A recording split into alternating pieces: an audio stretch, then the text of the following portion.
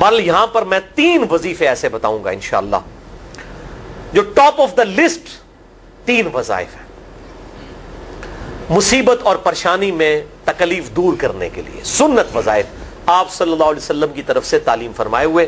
ان میں سے پہلا وظیفہ یہی جس کا قرآن میں بھی ذکر آ گیا کہ جو ان الفاظ کے ساتھ ہمیں پکارے گا، اللہ تعالیٰ فرماتا ہے کذالک ننجی المؤمنین، ہم اہل ایمان کو بھی نجات دیں گے اس طریقے سے، صرف یونس کو نہیں، اہل ایمان کو بھی. چنانچہ اسی کانٹیکسٹ میں پہلا وظیفہ ہے یہ لا الہ الا انت سبحانک انی کنت من الظالمین کا. لیکن اس سے پہلے میں ایک امپورٹنٹ بات کروں دعا کے حوالے سے کہ دعا کی قبولیت کا ایک پروٹوکول بھی ہے. ویسے تو آپ مسئلہ 82 دیکھیں گے، اس میں نے اور باتیں بھی کی ہیں، ٹاپک دوسری طرف چلا جائے گا، لیکن انصاف ہے کہ میں اس چیز کو بھی ایڈریس کروں.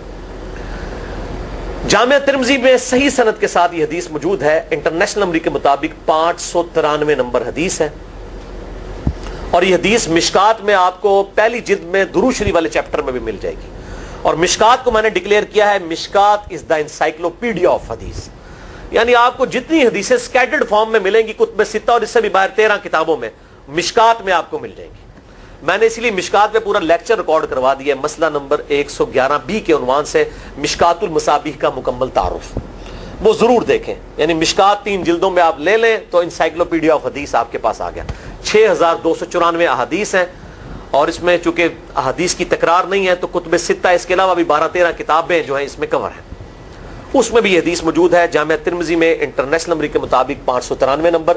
سیدنا عبداللہ ابن مسعود رضی اللہ تعالیٰ عنہ کہتے ہیں کہ ایک دفعہ میں آپ صلی اللہ علیہ وسلم کی موجودگی میں نماز پڑھ رہا تھا، اور سیدنا ابو بکر اور عمر رضی اللہ تعالی عنہما وعلیہم السلام وہ بھی وہاں پہ موجود تھے. میں نماز کے جب یعنی کہ تشہد میں بیٹھا، میں نے اللہ کی حمد کی، التحیات للہ والصلوات والطیبات، اس کے بعد درود پڑھا، اور اس کے بعد میں نے دعا مانگنا شروع کی تو آپ صلی اللہ علیہ وسلم نے ارشاد فرمایا سل تعطا سل تعطا، مانگ تجھے دیا جائے گا، مانگ تجھے دیا جائے گا. یعنی جو درود شریف اور ذکر کے ذریعے متوجہ ہوتا ہے اللہ تعالیٰ اس کی دعا قبول کرتا ہے. اور پھر ابن مسعود ادھر ہی روایت کرتے ہیں، ساتھ ہی جامعہ ترمذی میں دوسری حدیث ہے صحیح سند کے ساتھ کہ ایک شخص آیا، اس نے جو ہے وہ نماز کے دوران حمد و درود کے بغیر ڈائریکٹ اللہ سے مانگنا شروع کر دیا. تو جب وہ فارغ ہوا آپ صلی اللہ علیہ وسلم نے اسے بلا کر کہا کہ سائل تو نے مانگنے میں جلدی کی، تجھے چاہیے کہ جب دعا مانگنے لگے پہلے اللہ کی حمد بیان کر، پھر مجھ پر درود پڑھ، اور پھر اللہ کی طرف متوجہ ہو. اور اس حدیث میں آتا ہے کہ ایک اور شخص آیا، یعنی ابن مسعود وہ خود تھے، اور اس نے اللہ کی حمد اور درود کے ذریعے دعا مانگی تو آپ صلی اللہ علیہ وسلم فرمایا سل تعطا سل تعطا، مانگ تجھے دیا جائے گا، مانگ تجھے دیا جائے گا. درود شریف پہ میں الگ سے بھی لیکچر دے چکا ہوں، مسئلہ نمبر 56 کے عنوان سے 2 گھنٹے کی گفتگو ہے. درود شریف کے صحیح فضائل اور صحیح احکام و مسائل بڑی ڈیٹیل کے ساتھ ہر اینگل سے درود شریف کے حوالے سے آپ کو وہ سمجھ لیں کہ انسائکلوپیڈیا ہے وہ لیکچر، مسئلہ نمبر 56 اہل سنت پاک .com پہ.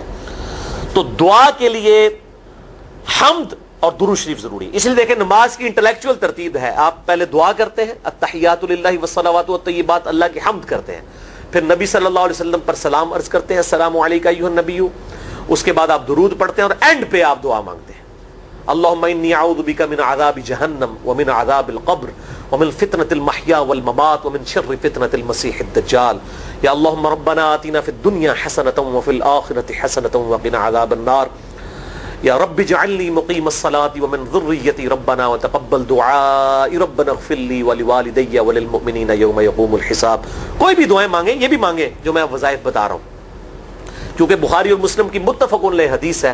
مشکات میں آپ کو تشہد والے چیپٹر میں حدیث مل جائے گی کہ نماز میں تشہد میں درود کے بعد جو چاہو اپنے رب سے مانگو، یعنی عربی میں مانگنا ہوگا، دعائیں مانگیں، دعائیں معصورہ کتاب السنت میں جتنی ہیں وہ مانگیں. اس کے علاوہ بھی مانگ سکتے ہیں اگر الفاظ درست ہوں لیکن عربی زبان میں. تو یہ پہلا وظیفہ جامعہ ترمذی میں انٹرنیشنل نمبر کے مطابق 3505، مشکات میں 2292 نمبر یہ حدیث ہے. اور قرآن حکیم میں تو ہم پڑھ چکے ہیں سورۃ الانبیاء آیت نمبر 87 اور 88 میں آپ صلی اللہ علیہ وسلم نے ارشاد فرمایا کہ یونس علیہ السلام نے مچھلی کے پیٹ میں اپنے رب کو ان الفاظ کے ساتھ پکارا تھا لا الہ الا انت سبحانک انی کنت من الظالمین اور پھر آپ صلی اللہ علیہ وسلم نے فرمایا کہ جو کوئی شخص اپنے کسی بھی معاملے میں کسی بھی پریشانی میں اس دعا کے ذریعے اللہ کی طرف متوجہ ہو اللہ تعالیٰ اس کی دعا کو قبول فرما لیتا ہے. اور قرآن میں بھی آ گیا نا کذالک ننجی المؤمنین. اور کتنا بڑا فتویٰ آیا میرے بھائیوں سورہ الصافات 143 144 فلولا انہ کان من المسبحین. اگر یونس ہمیں ان الفاظ میں ہماری تسبیح نہ کرتا للبث فی بطنہ الی یوم یبعثون, تو مچھلی کے پیٹ میں قیامت تک مچھلی کے پیٹ میں رہتا اگر اس طرح نہ ہمیں پکارتا. اس کی قبر مچھلی کا پیٹ بن جاتی. یعنی یہ اتنا عطاب, اور وہ دور ہو گیا اس دعا سے, بہت بڑے اسماء اعظم میں سے ہے. تو یہ بہترین دعا, بہترین وظیفہ, اسماء اعظم میں سے بہترین چیز, اور سب سے بڑھ کر جو میں نے بات کی کہ بہترین استغفار, اللہ سے توبہ مانگنے کا بہترین ذریعہ.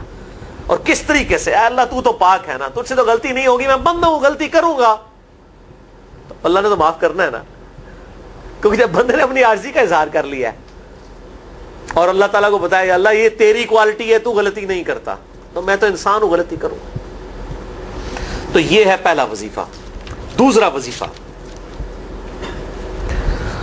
وہ بھی جامعہ ترمذی میں انٹرنیشنل نمبر کے مطابق 3524 نمبر حدیث ہے, لیکن ترمذی کا طریق جو ہے وہ ضعیف ہے.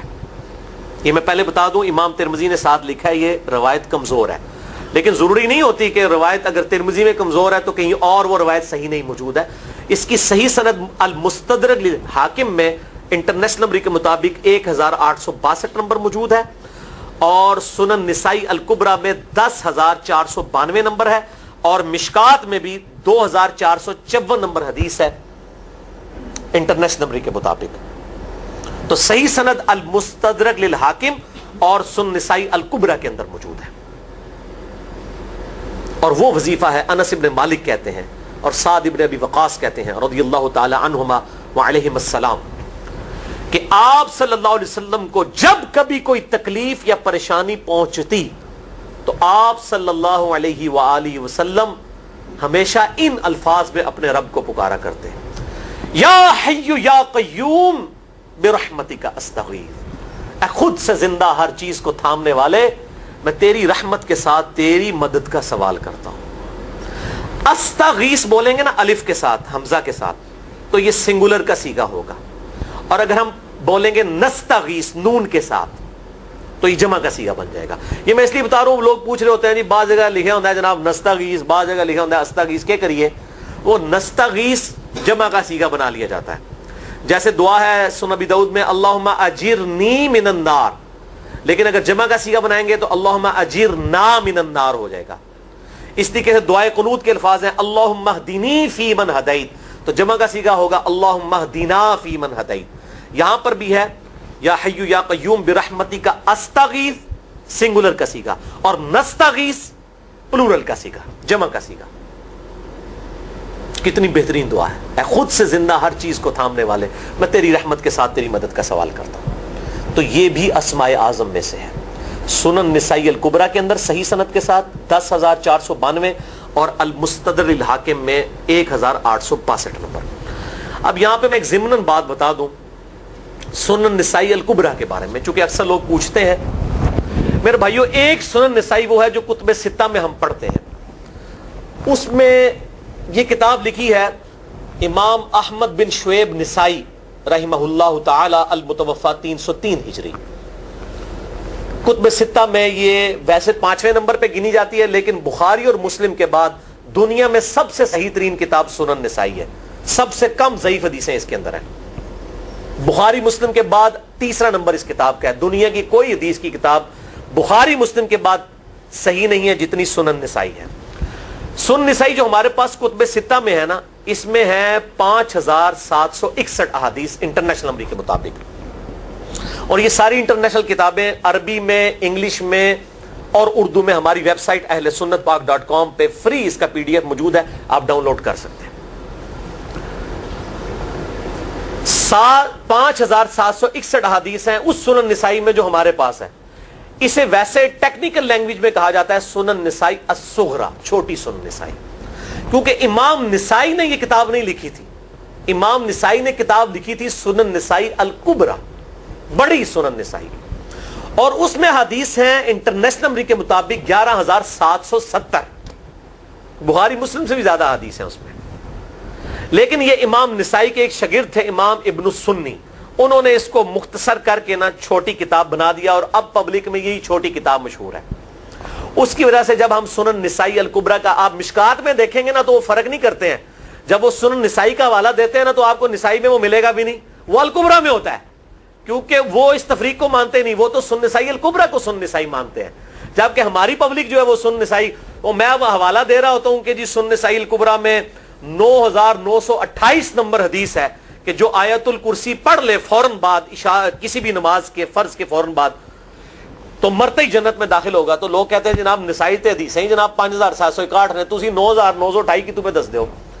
تو میں ساتھ حالانکہ بول رہا ہوتا ہوں سنن نسائی الکبریٰ، میں نے کبھی اس کے بغیر نہیں بولا. تو الکبریٰ سے آپ کا دماغ تو کام کرنا چاہیے، الکبریٰ کیوں بول رہا ہے ساتھ؟ کوئی یہ صغریٰ بھی ہے جس کی یہ الکبریٰ ہے بڑی، اور ہمارے گرین کارڈ میں یہ وظیفہ لکھا ہوا ہے الکبریٰ کے ساتھ. اسی طریقے سے جو میرا وہ واقعہ کربلا کے اوپر 150 اسناد پر مشتمل پمفلٹ ہے، ریسرچ پیپر نمبر 5B واقعہ کربلا کا حقیقی پس منظر 72 صحیح الاسناد احادیث کی روشنی میں. 72 کا تو ٹائٹل ہے شہدائے کربلا کی نسبت سے، احادیث اس میں 150 ہیں. اس میں اکثر حدیثوں کے حوالے میں نے سنن نسائی الکبریٰ سے دیے ہوئے ہیں. وہ لوگ کہتے ہیں مل ہی نہیں رہی ہے، تو میرے بھائی وہ سنن نسائی الکبریٰ آپ کے پاس ہوگی تو آپ کو ملے گا نا. تو سنن نسائی الکبریٰ الگ سے وہ اصل کتاب ہے، اس میں سے سنن نسائی الصغریٰ بنائی گئی ہے. اسی سنن نسائی الکبریٰ کا چیپٹر ہے خصائص علی، جس میں 194 حدیث ہیں سیدنا مولا علی رضی اللہ تعالیٰ عنہ وعلیہ السلام کی شان میں. امام نسائی نے ناسبیوں کے خلاف وہ کتاب کا وہ چیپٹر لکھا، وہ خصائص علی چیپٹر ہے سنن نسائی الکبریٰ کا. اس طریقے سے فضائل صحابہ بھی امام نسائی کی جو کتاب ہے وہ بھی اسی کتاب کا چیپٹر ہے. اسی طریقے سے عمل الیوم واللیلہ، صبح و شام کے جو اذکار ہیں وہ چیپٹر بھی اسی سنن نسائی الکبریٰ میں سے ہے. اسی میں یہ وظیفہ ہے کہ جو آیت الکرسی فرض نماز کے فوراً بعد پڑھتا ہے تو مرتے ہی جنت میں داخل ہوگا. میں نے اس کتاب کے اس چیپٹر کا حوالہ نہیں دیا، وہ الگ سے بھی چیپٹر چھپا ہوا ہے، جس طرح خصائص علی الگ سے ہے، فضائل صحابہ الگ سے ہے. خصائص علی تو ہمیں ہماری ویب سائٹ پہ بھی موجود ہے اہل سنت پاک.com پہ. فضائل صحابہ بھی اردو ترجمے اور تحکیم کے ساتھ چھپ چکی ہے. اور یہ عمل الیوم واللیلہ، دن رات کے جو اذکار ہیں، یہ بھی الگ سے عربی میں چھپی ہوئی ہے.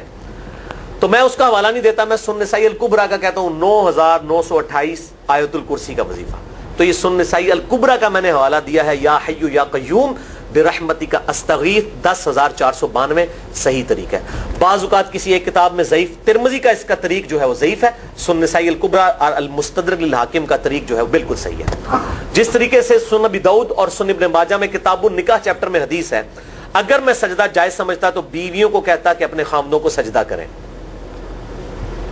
اس حق کے سبب جو اللہ نے ان کو دیا ہے. تو ابو داؤد اور ابن ماجہ کی روایت ضعیف ہے، اس میں شریک القاضی مدلس ہے اور ان سے روایت کر رہے ہیں، اور مدلس کی ان والی روایت سما کی تصریح کے بغیر ضعیف ہوتی ہے. لیکن ہم اس حدیث کو صحیح کہتے ہیں کیونکہ اس سما کی تصریح سنن البہیقی کے اندر موجود ہے الکبریٰ میں. تو ہم پھر اس کی بنیاد پہ کہتے ہیں چونکہ وہاں پر صحیح لہذا اس کو ہم کہتے ہیں شواہد کی بنیاد پہ صحیح. یہ میں آپ کو ٹیکنیکل چیزیں بتا رہا ہوں، یہ وہ چیزیں جو آپ کے کئی وہ جو بڑے بڑے علماء پڑھ کے فارغ ہوتے ہیں ان کو بھی یہ باتیں نہیں پتہ ہوتی ہیں. وہ کہتے ہیں جناب آپ کتوں پڑھے ہو، اور میں کہنا پائی میرے آئنسٹائن تے نیوٹن کو کسی مدرسے تو پڑھنے کی ضرورت نہیں ہوتی. نیوٹن 8ویں کلاس ہی نسیا ہوا ہے، آج نیوٹن ہوتے PhD ہوتی فزکس تھی. مجھے غامدی صاحب کا جملہ یاد آیا، ان سے کسی نے پوچھا کہ یہ جو روایتی علماء ہیں اور مولانا مودودی آپ ان کو کیسے دیکھتے ہیں؟ ان کا روایتی علماء جو ہیں یہ تو مدرسوں کے اسٹوڈنٹس اور فاروق تحصیل ڈگری ہولڈر ہیں، اور مودودی صاحب جو ہیں ان کی مثال تو آئنسٹائن اور نیوٹن والی ہے، ان کے اوپر PhDs ہوتی ہیں. یہ گاڈ گفٹڈ صلاحیتیں ہوتی ہیں. ان مدرسوں کی آؤٹ پٹ مودودی صاحب اور ڈاکٹر اسرار، ڈاکٹر ذاکر نائک اور احمد دیدار صاحب تو نہیں ہو سکتے.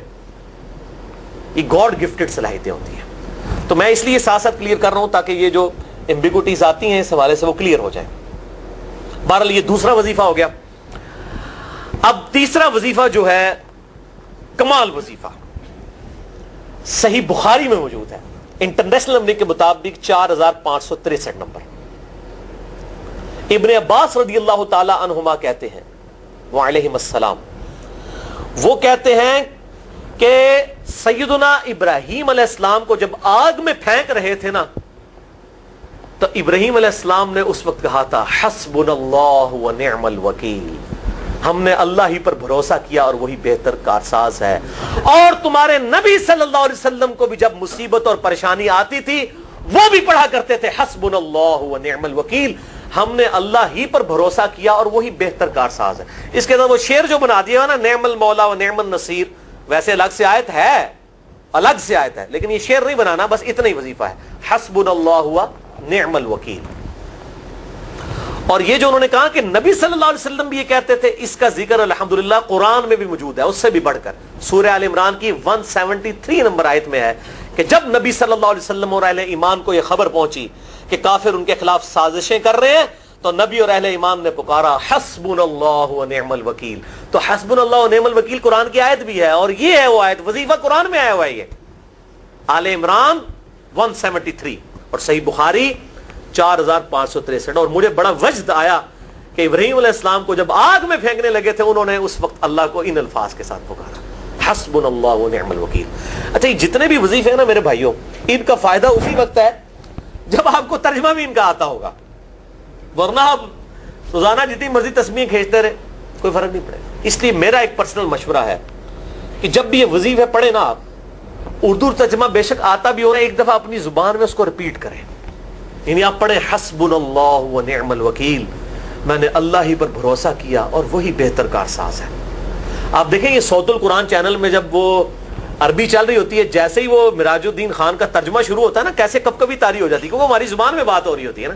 ابھی ابھی تو نہیں قیام اللیل میں رو رہے ہوتے، ان کی زبان میں بات ہو رہی ہوتی ہے، اپنی زبان کا اثر ہوتا ہے. اسی طریقے سے آپ لا الہ الا انت سبحانک انی کنت من الظالمین، یا حسبنا اللہ و نعم الوکیل، یا حی یا قیوم برحمتک استغیث، جو بھی وظیفے پڑھیں نا، ایک دفعہ ان وظیفوں کو جب آپ الگ سے دعا مانگ رہے ہوں اس وقت اس کو آپ اپنی زبان میں بھی دہرائیں. اور اس کے لیے کوئی تسبیح نہیں کھینچنے کی ضرورت کہ آپ نے اتنے 100 دفعہ پڑھنا ہے. تسبیح تو ویسے ٹھیک ہے، وہ آپ استعمال کر سکتے ہیں، لیکن آپ چلتے پھرتے اٹھتے بیٹھتے ہر وقت جس حالت میں بھی، اور صحیح مسلم میں حدیث ہے کہ یہ جو وظائف ہیں ان کے لیے تو کوئی وضو بھی کیا، غسل بھی پروٹوکول نہیں ہے. اب عائشہ کہتی ہیں نبی صلی اللہ علیہ وسلم حالت جنابت میں بھی اللہ کو یاد کر لیا کرتے تھے. صحیح مسلم میں حدیث موجود ہے، جنابت والے چیپٹر میں ہر حال میں اللہ کو یاد کرتے تھے. اور جو قرآن میں بھی دعائیں یا اذکار آئی ہیں نا، جب آپ حالت جنابت میں بھی اس کو کریں گے نا تو اس پہ قرآن کا حکم نہیں لگے گا. تو جامعہ ترمذی اور ابو داؤد میں جو حدیث ہے کہ حضرت علی کہتے ہیں نبی صلی اللہ علیہ وسلم کو حالت جنابت کے علاوہ کوئی اور حالت قرآن پڑھنے سے مانے نہیں ہوتی تھی، تو اس سے مراد قرآن کی تلاوت ہے. اگر قرآن کی دعائیں جیسے ہیں بسم اللہ الرحمن الرحیم، یہ بھی تو قرآن ہے، سبحان اللہ بھی تو قرآن ہے، الحمدللہ بھی تو، یہ اذکار جو ہے نا جب آپ اذکار کی نیت سے پڑھ رہے ہوں گے پھر یہ قرآن نہیں شمار ہوں گے، ذکر شمار ہوں گے. اور اس کے لیے نہ وضو پروٹوکول ہے اور نہ غسل کا ہونا ضروری ہے، ہر حال میں اللہ کو یاد کریں. تو یونس علیہ السلام نے کتنے یاد کیتا ہے؟ فی الظلمات، مچھلی کے پیٹ میں، جہاں نہ کوئی اگربتی تھی اور تعفن پھیلا ہوا تھا اور اندھیرا ہی اندھیرا تھا. یہاں پہ وہ جناب کس طرح وہ روشن کرتے ہیں، پھر 1.25 دفعہ پڑھواتے ہیں. یعنی میں بتا رہا ہوں آدھا سچ بڑا خطرناک ہوتا ہے. یعنی آیت کریمہ کی اصلیت تو موجود ہے کتاب و سنت میں، لیکن آدھا جو سچ جھوٹ ساتھ ملا لیا نا اس کی وجہ سے سارا بیڑا غرق کر دیا ہوا. اور بجائے یہ کہ لوگوں کو یہ وظیفہ بتایا جائے کہ اٹھتے بیٹھتے چلتے پھرتے اللہ کو ان الفاظ میں یاد کریں، اس کو انہوں نے کوئی اور ہی رنگ دے دیا ہوا ہے اور اس کو 1.25 دفعہ ختم اور پتہ نہیں کیا کچھ بنا دیا ہوا ہے. تو یہ 3 وظائف تھے بڑے اہم اس حوالے سے، اور میں نے اس کو ضروری سمجھا کہ میں یہ ضرور بتا دوں تاکہ لوگ اس پہ ایجوکیٹ ہوں، ان وظائف کو کریں. اور مسئلہ نمبر 82 میرا الگ سے میرے بھائیوں ریکارڈ ہے. مسئلہ نمبر 82 اسماء اعظم اور دعا کی قبولیت سے متعلق جتنی بھی چیزیں ہیں میں نے اس میں بڑی ڈیٹیل کے ساتھ الحمدللہ کئی اور وظائف بھی بتائے ہیں، لیکن اب وہ اتنے وظائف کوئی جمع کرنے کی ضرورت نہیں ہے. موٹے موٹے 3 وظیفے جو بتا دیے انہی کو اگر کوئی لے لے اپنی دعاؤں میں انہی وظائف کو کرے تو اللہ تبارک و تعالی ہر معاملے میں جو ہے وہ انشاءاللہ تعالی کفایت فرمانے والا ہے.